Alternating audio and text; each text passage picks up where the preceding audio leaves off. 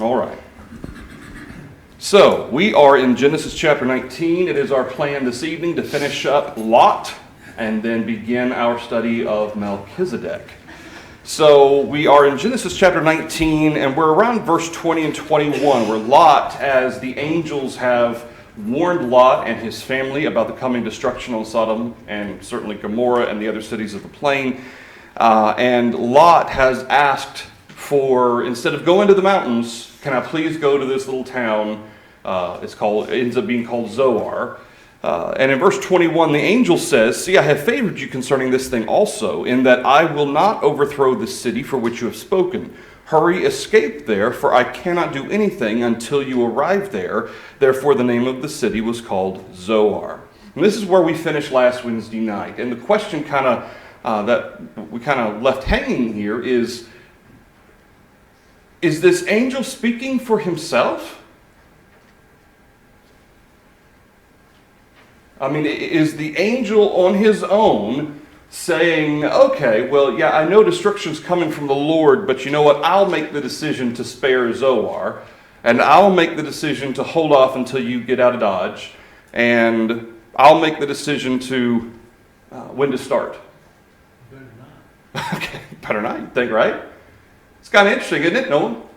Then we have a little background in the chapter previous, though it's not connected in Lot, but the Lord's saying he's coming down to see, he's heard the cry of this place, and he's going to inspect and decide whether or not destruction's coming. Okay, and a lot of times when we see angels speaking, a prime example of this, even though the angel wasn't in human form, was the burning bush with Moses.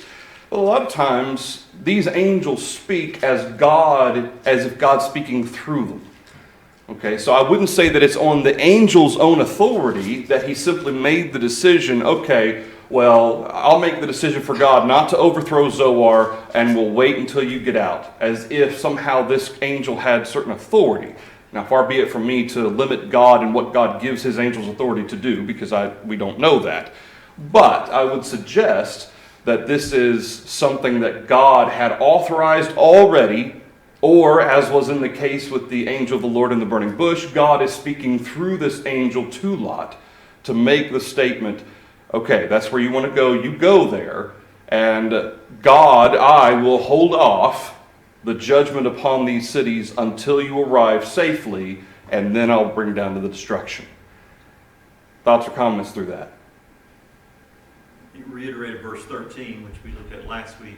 They have said, the Lord has said he will destroy this. Right. I mean, we're the ones who are carrying out the instruments, if you will. Right, But yeah. like a prophet is a mouth for God. Angels are messengers. In fact, the very term angelos means messenger. Okay. In fact, context is what dictates whether it's a physical messenger, a human messenger, or a spiritual angel one, thus angel. But we have the angels here, these two men, or two who appeared as men, bringing this message to Lot and his family. And I don't believe in any way that they're overstepping their authority. Again, if this angel is speaking from his own consciousness or whatever, this is authority that had already been given to him, because, of course, God knows what Lot's going to do anyway. So, therefore, the name of the city was called Zoar. Anything else through verse 22?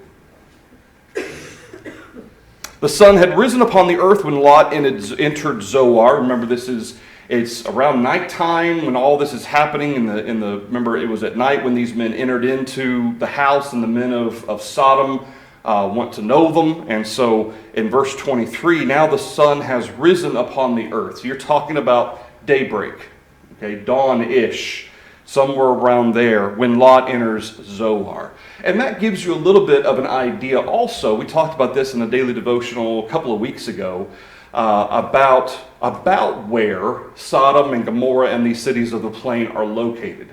And some have placed it on the northern part of the Dead Sea. They've tried to link it to this city that was hit by a meteorite and say, well, this is really what was recorded. It wasn't God's destruction on Sodom and Gomorrah. It was a meteorite, and it got recorded as if it was God's destruction, because that's the only way they could explain such things. That's not what happened, obviously, and that's not true. But just from a geographical perspective, or geographical perspective, Lot couldn't have walked all the way around the Dead Sea to Zoar, because Zoar is on the south side of the Dead Sea.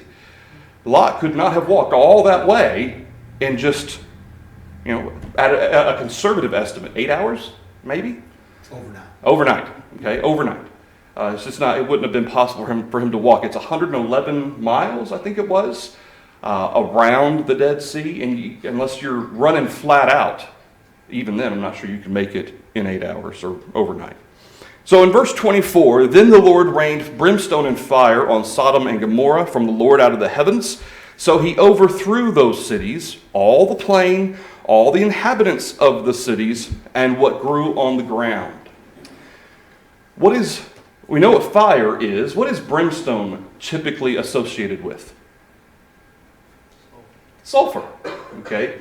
And when you have a lot of sulfur and you have the idea of brimstone, that also carries with it the idea of ruin and destruction. And so when it says that everything upon the ground, if there's brimstone involved, that sulfur is going to coat the ground and it's going to cause everything to die as well.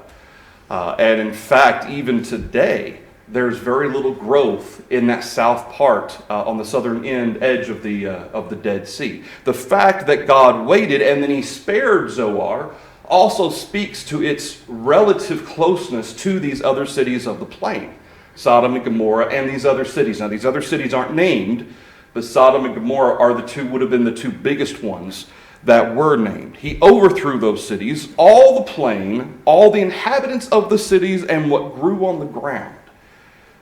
This is total destruction from the Lord. This isn't just killing the wicked or punishing the wicked. This is as if he's wiping them from the face of the earth, wiping their history from the face of the earth. He just totally destroyed the area. Again, sparing Zoar. Yes, sir. Obviously, we're not to that point yet in the Old Testament, the time when God's going to tell, was it Samuel, the Lord doesn't look on man as man looks, God looks at the heart. Mm-hmm. But we did talk about, we see in this last week, Lot looked, his vision was green pasture, feed the cattle, and great place to live. The Lord is looking at this place differently, and just in this term, overthrowing whatever God puts together, plans, cities, kingdoms, whatever, God can absolutely do away with. And isn't it ironic that the very reason why Lot chose that particular area was because of its fertile ground and green and water and everything for his livestock. And now God, at least for that section of it, he's wiped that away. Okay. And again, we talked about Lot and his choice. And again, depending on what he knew, what he didn't know, if we just assume that he was making the choice for his livestock, that was the right route to go. But of course, we know that there was a whole lot more to it than just picking the place that had the best water and the best grass. Anything else through verse 25? All right, now, what had the angels commanded them? When they first told them to get out of Dodge, what did they say? Don't look back. You go, and you go right now. And you don't look back. And in verse 26, but his wife looked back behind him, and she became a pillar of salt. There's a lot of applications sometimes that we can make about Lot's wife and how that she looked back. Was she curious? Was she, a lot of times we kind of maybe extrapolate the fact that she was looking back with sadness because she didn't want to leave. Certainly there was a little bit of hesitation or at least slowness because the angels had to literally grab them and drag them out of the city, Lot, his wife, and his two daughters.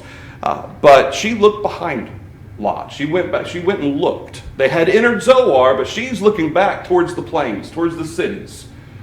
And again, whether it's curiosity, whether it's the fact that she never wanted to leave, or she's sad because the cities are being destroyed, I mean, just from a human perspective, you hear. I imagine this was a loud event as well. This probably wasn't something that was quiet, especially not within the space that we're talking about, the number of miles we're talking about. So I'm sure you could hear it. I'm sure it was loud. And even Abraham, we're going to see in verse 28, he's seeing the smoke rise up You could see it for miles and miles around. So from a human perspective, I can understand looking back just out of curiosity or out of awe of the power of the Lord, even though certainly it is the destruction and the punishment of the Lord. But typically, that type of attitude is not associated with Lot's wife. Typically, it's generally associated that she's looking back in despair, in kind of wishing she didn't have to leave or whatnot. But regardless of what her reasoning was, what did the angels tell them not to do? What's another example? Let's give Lot's wife, we don't know her name, let's give Lot's wife the benefit of the doubt here. Let's say it was completely innocent. It wasn't that she was looking back because she was sad or anything else. She was curious.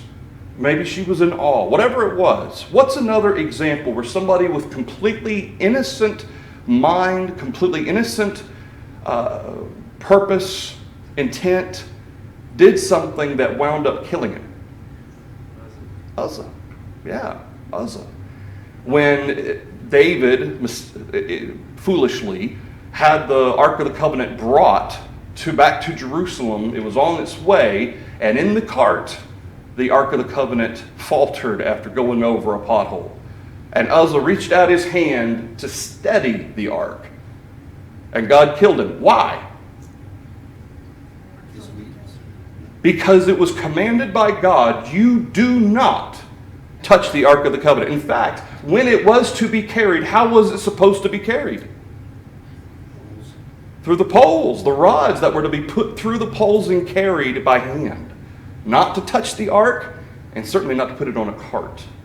And it just goes to show that regardless of Lot's wife's intent or purpose, God issued a command, in this case through his angels. Do not look back. She looked back, and that was it. And I think this is another important point. And again, there's no context that specifically speaks to her attitude or mind. Again, some associate the fact that that region has lots of salt pillars. And of course, that may have something to do with the sulfur coming down from God that may be left over from the destruction God brought on Sodom and Gomorrah anyway. But the fact that sometimes it's associated because her heart was still a part of that region. Well, now you're forever going to be a part of this region, and she turned into a pillar of salt. It's possible. We kind of extrapolate that. There's simply no way to know for sure what her attitude or mind was. But the fact was she disobeyed a commandment of the Lord. That's why she was turned into a pillar of salt, regardless of her heart or her attitude. Yes, sir. Luke 17, when Jesus speaks to it, it's simply his point, talking about a destruction then to come. When God says it's time to get out, this isn't a place to be. Yes. It's just time to get out. Yes. Whatever the reason or cause, it might. You do not linger. You do not wait. And, that warning was to offer up these signs of the destruction of Jerusalem. You get out. When you see this, you go. You don't stop to collect your stuff. You get out. Because that's how quickly the destruction was coming on Jerusalem. And certainly the connection to Sodom and Gomorrah is clear there as well. Anything else through verse 26? Verse 27. So we cut away from Abraham and Lot and his family there, or from Lot and his wife and two daughters there. We cut over to Abraham, where Abraham is. Abraham went early in the morning to the place where he'd stood before the Lord, and he looked toward Sodom and Gomorrah and toward all the land of the plain. And he saw and behold the smoke of the land, which went up like the smoke of a furnace. And it came to pass, when God destroyed the cities of the plain, that God remembered Abraham and sent Lot out of the midst of the overthrow, when he overthrew the cities in which Lot had dwelt. I think this is interesting that God remembered Abraham and he sent Lot out. Okay, it wasn't only for the benefit of Lot, although we know Lot was a just man. It wasn't just for Lot's benefit, it was also for Abraham's benefit. And again, this speaks back to what we talked about when we first started this study on Lot. the possible connection and relationship that existed between Lot and Abraham. The fact that there may very well have been a close relationship, almost as a father to a son, even though Abraham was uncle and Lot was nephew, as well as the fact, to speak nothing of the possible connection in terms of their faith in Jehovah, their willingness to serve Jehovah. And so it's interesting that there's a connection here that Moses gives us between the destruction of Sodom and Gomorrah, Lot being spared, and God's consideration of Abraham. I think that's interesting. Anything else through verse 29? All right, so starting in verse 30, we go back. So it's interesting, it's weird. So verse 27 through 29, it's Abraham. He's looking out and he's observing this destruction. And of course, Abraham, I'm sure, is aware that God has enabled Lot to be spared.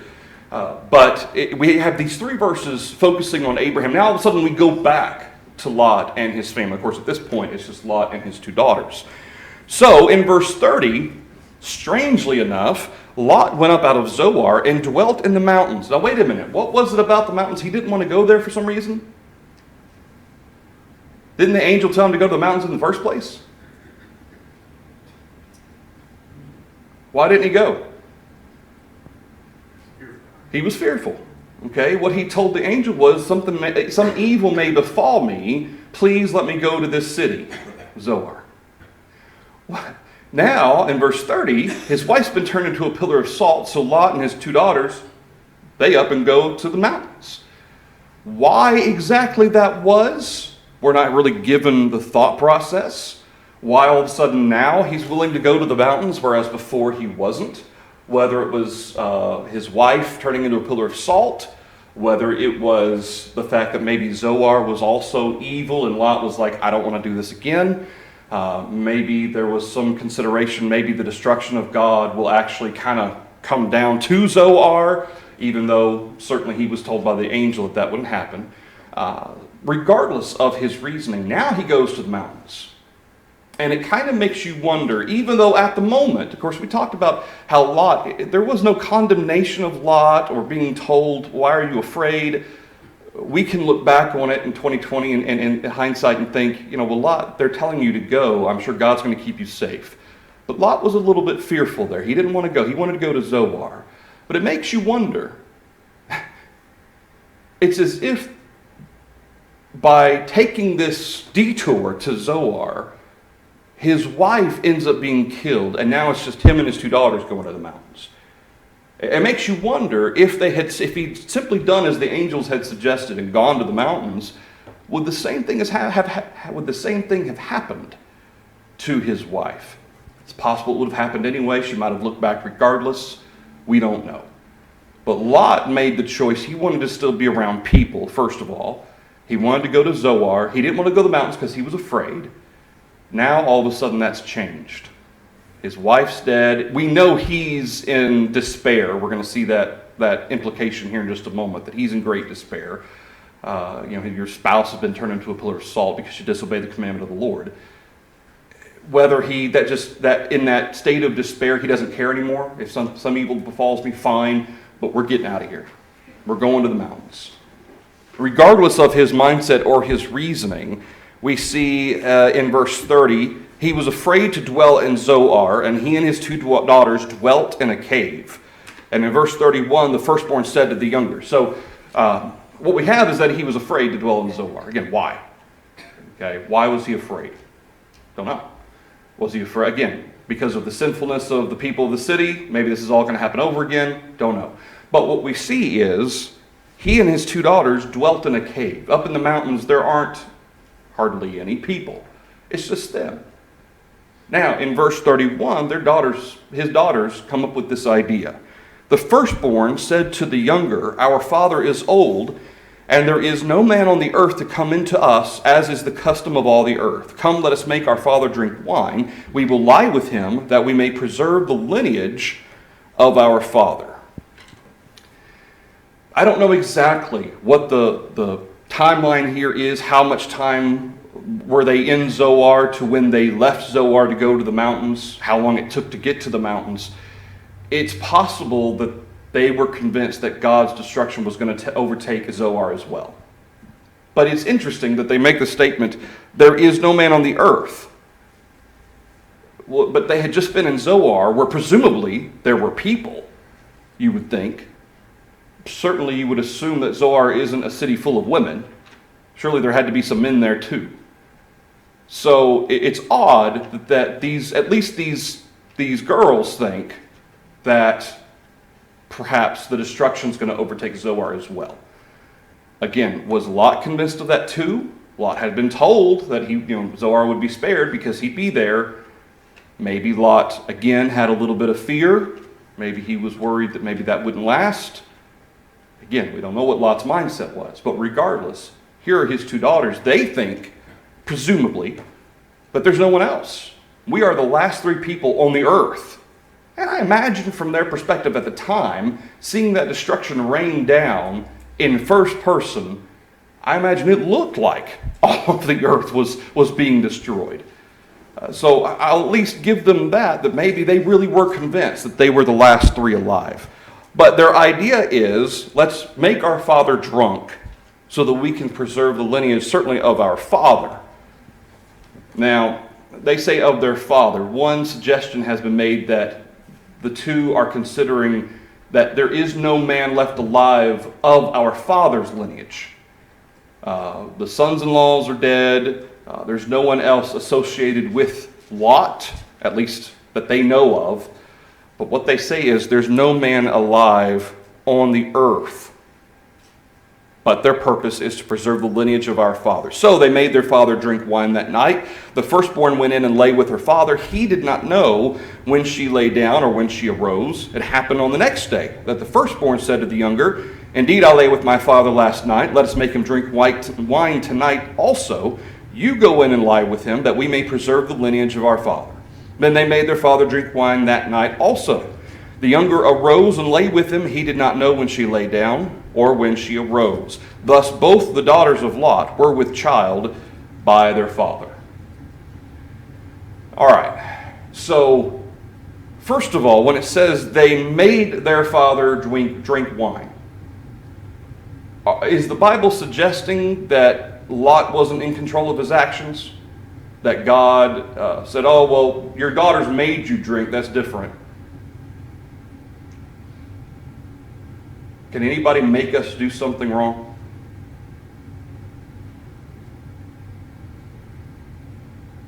Can anyone force us to do anything wrong? No. Nobody can force us to do anything. And this is why we talk about the implication of the despair that Lot is in over his wife, and perhaps even over Sodom and Gomorrah.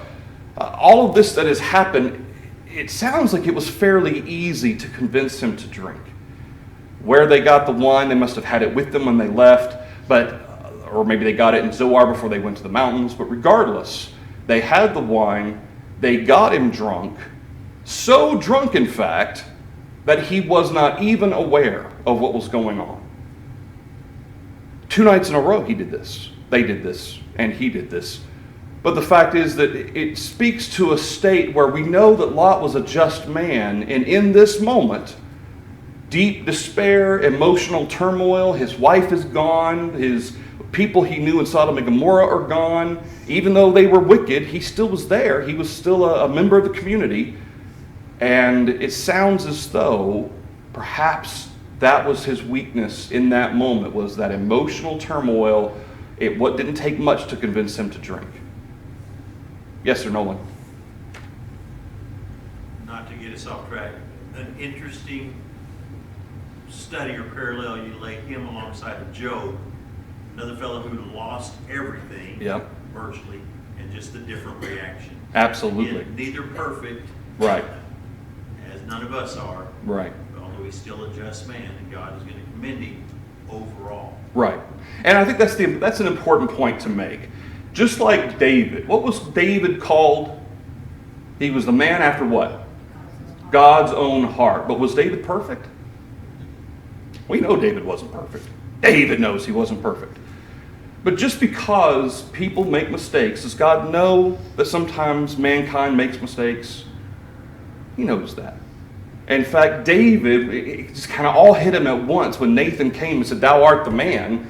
And David says, "I've sinned." I can't imagine David's mind and heart in that moment of just the sorrow of realizing all the things that he'd done in relation to Bathsheba. But David had a mind to serve God. Job, it wasn't that Job was perfect, but Job always sought to please God. And in Lot's case, even though Lot does have weaknesses, everybody does, Lot's weaknesses are certainly, we see them explicitly here, at least in this moment. That's not to say that if we had recording of every single mistake David ever made or that Job ever made, that we would think any differently. The fact is, we're told he was a just man. He tried to do what God wanted him to do. But in moments of weakness, sometimes people do things that they ought not and that they later regret. And I can only imagine Lot's reaction. Of course, we're not told what Lot's reaction is when he finds out what happens. Because obviously, he has to know eventually. I mean, when they wind up pregnant, whether they told him or not, he's got to figure it out. So whether he remembered later or what, we don't really see Lot's reaction to this. But what we do see in verse 36, both of the daughters of Lot were with child by their father. The firstborn bore a son and called his name Moab. He is the father of the Moabites to this day. And the younger, she also bore a son and called his name Ben-Ami. He is the father of the people of Ammon to this day. What's the interesting connection here regarding the Moabites and the Ammonites? Enemies of Israel. Huh? Enemies of Israel. They end up being thorns in the side of Israel for a long, long time. And it's sad to think that by this action that these two young ladies made, that they end up having repercussions for generations down the road. It boggles the mind to think of the repercussions that came because of this choice right here. So, again, we could talk about his daughters, whether or not their daughters, were they, if they were truly convinced there were no more people on the earth, did they do the right thing and whatnot? I don't believe that they did. God, they should have had, if they were faithful people, you would think they would have had faith that God would tell them what to do. But regardless, we see this one event ultimately is generally what we remember Lot for. Not necessarily what's said in 2 Peter 2, verses 6 through 8 about Lot. Usually when we think about Lot, we think about Sodom and Gomorrah and we think about this event. But that's not to take away from all of the good, apparently, that he was involved in. In 2 Peter chapter 2, and starting in verse 6, this is as Peter is describing the situation regarding these false prophets and false teachers and the evil that is going to befall them, the judgment that's going to come upon them. He talks about the angels who sinned. God's reserved them for judgment. He did not spare the ancient world. He saved Noah. And in verse 6, turning the cities of Sodom and Gomorrah into ashes, he condemned them to destruction, making them an example to those who afterward would live ungodly. And in verse 7 it says, he delivered righteous Lot, who was oppressed by the filthy conduct of the wicked. For that righteous man, dwelling among them, tormented his righteous soul from day to day by seeing and hearing their lawless deeds. So even though we don't have a lot, after Genesis chapter 19, we don't have a lot about Lot specifically. What all else happened in his life, how did he react to his two daughters, so forth. We don't have all of that. But what we do have is that Peter, in recollecting these events that God has shown a pattern of bringing about punishment on the wicked and salvation or redemption for those who are faithful, he uses the example of Sodom and Gomorrah and Lot. Calls Lot a righteous man. He had a righteous soul who was tormented by seeing and hearing the lawless deeds of Sodom and Gomorrah. Now, again, we don't have a whole lot of the earlier part of the story of Lot, and we don't have the rest of the story of Lot. We have a small snippet It's easy for us to look back in 2020 hindsight and say, well, Lot, you never should have chosen that part of the area to start with. If you hadn't done that, none of the other stuff would have happened, probably. We could easily say that. But people live in the moment. They make decisions in the moment. Now, can we do the best we can to think ahead, to extrapolate possible scenarios or possible things we may encounter as a result? We can do that to the best of our ability. But we can't foretell the future. We can't predict everything everybody's going to do. In the end, you have to make the best decision that you think is best, first of all, with God, making sure you're making godly choices, best for your family, best in that situation, to put yourself in the best position you can. A lot of times we look back with 2020 hindsight on our own decisions and say, you know what, it probably would have been better if we did this or we moved there or whatever. Maybe Lot did the same thing at the end of his life or after these events. But the fact of the matter is, a lot of times things get attributed to Lot and even to his wife that aren't necessarily being brought out in the text. Okay, being accused of choosing that part of the land to dwell as if that was a sinful thing to do. Again, we don't even know that he knew about Sodom and Gomorrah. And even if he did, as was mentioned last week, maybe he thought he could be a good example. Maybe he thought he could have a positive influence. Regardless, these things happened. And as Nolan mentioned, it is valuable to notice, though, that how Lot handled this event. Again, whatever else was going through his mind, his decision not to go to the mountains at first, then his decisions to run to the mountains, fear obviously was a part of it. We never have commentary from Moses or reference from God about Lot's fear. I think we can say from those experiences that we should trust in God. Obviously, it's easier saying that than to do that.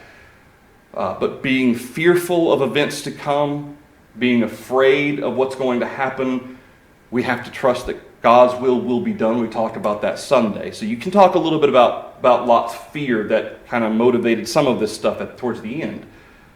But in the end, ultimately, you have that one example of how he dealt with the situation. He allowed himself to get drunk, so drunk twice that he didn't even realize what was happening. That made him susceptible. It put him in a position where he could be tempted and, for that matter, sinned. And that's a very, very important point to take away from the example of Lot. Anything through Genesis 19 and 2 Peter 2? Yes, sir, Nolan. Rather than condemn him, the thing I wonder about Lot is, why did that have to be his last decision? Yeah. I mean, at some point, as Peter points out, he figures out, this isn't the place. I'm tormented by these people round about me. Why couldn't he make the decision? That was a mistake. Time to move on. Time to move on, yeah. Short of God having to come send angels and take him by the hand and rip him out of the city. Yeah. But we can be like that too, paralyzed by our own decisions or circumstances or what have you. Or fear. Absolutely. Absolutely. Yeah. All right. Let's cover our questions. First question on our notes. How could Lot be just and still have lived in such a wicked place as Sodom? Just or righteous in the New King James. How could he be just or righteous but live in such a wicked place? We do that. Are we automatically defiled by sin because we live in a society where sinful things are happening? Does that automatically mean we're sinful by association? We're in the world, but we're not to be of the world. Sorry?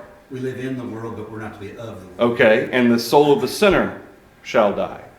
The fact of the matter is, Paul makes a statement in 2 Corinthians chapter 5 that when he told them to withdraw from brethren who were guilty of sin, I certainly didn't mean people of the world. He says, because then you would have to come out of the world.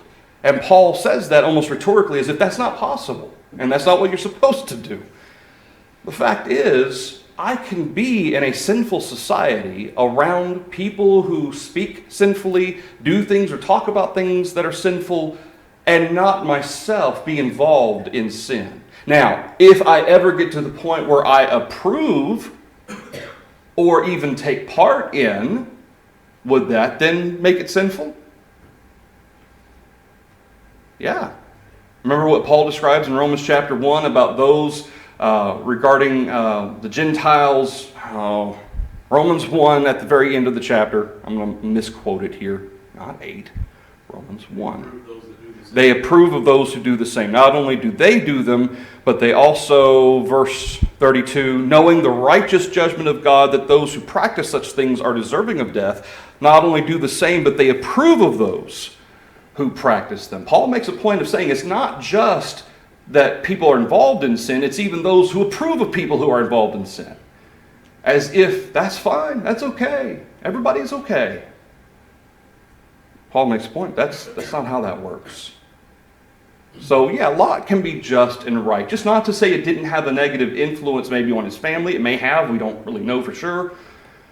That's certainly something to take into account and be aware of, is the influence on our children, influences on our families. Make sure that we are helping them to be faithful and strong despite those influences that are in a society. But Lot can be just and righteous and live in a wicked place because he's focused on serving God. Focused on serving God. Seek ye first the kingdom of God and his righteousness. That needs to be our focus in the world. Anything through that question? As you point out the verses in Peter, it did vex his righteous soul. Yeah. Oh, yeah. It troubled him. It troubled him. And which means, did Lot identify what was sinful? Well, the verse says he saw and heard what was. Yeah. He's seeing and hearing what was sinful. He's applying God's standard and acknowledging and recognizing that the people of Sodom were doing sinful things. And I'm sure homosexuality was not the only sinful thing that Sodom and Gomorrah were guilty of. Certainly sodomy was the thing that is brought out in the account, but I guarantee you there's more to it than just the sodomy. So yeah, Lot's seeing this. He's recognizing, he's applying God's word and understanding what's happening. Did Lot lie when he said his daughters were virgins even though they had husbands? We talked about that. In fact, I think we even really actually answered that to talk about the two scenarios that either they were betrothed, they were had not yet consummated their marriages. Talks about their his son-in-laws who thought he was joking, or maybe he had 4 daughters. Those 2 sons-in-laws were actually for two other daughters, and these daughters had not yet been married. Either one of those fits what we're told. Third question, did Lot make a mistake in choosing the well-watered portion of land to pitch his tent? Why or why not, and how can we apply it? Talked about that as well. If he knew full well what was happening with Sodom and the type of sinful situation that existed there, maybe he could have thought ahead about it. But again, as was mentioned, maybe he thought if he was aware of Sodom and Gomorrah and the sins that they were involved in, maybe he thought he could be a good influence. But there is no reference to Lot having made a mistake or him sinning in making that choice. There's a lot of commentaries that suggest that he was being selfish, that he wasn't thinking about Abraham, or that he didn't care about the sinful example of Sodom and Gomorrah, but we don't read any of that specifically. And so, regardless of what he chose, there would have been a righteous man there. There was a righteous man. It would be Abraham or it would be Lot. That's true. There would have been at least one. You're right. Yeah. And I don't think Abraham would have put Lot in that position had he known it was like that. Yeah. Just yeah. my, Yeah, that could be too. Uncle, or that could be. Father figure. Yeah, that's true. All right, we will stop there. I promise next Wednesday night we will finish Lot. Thanks, everybody.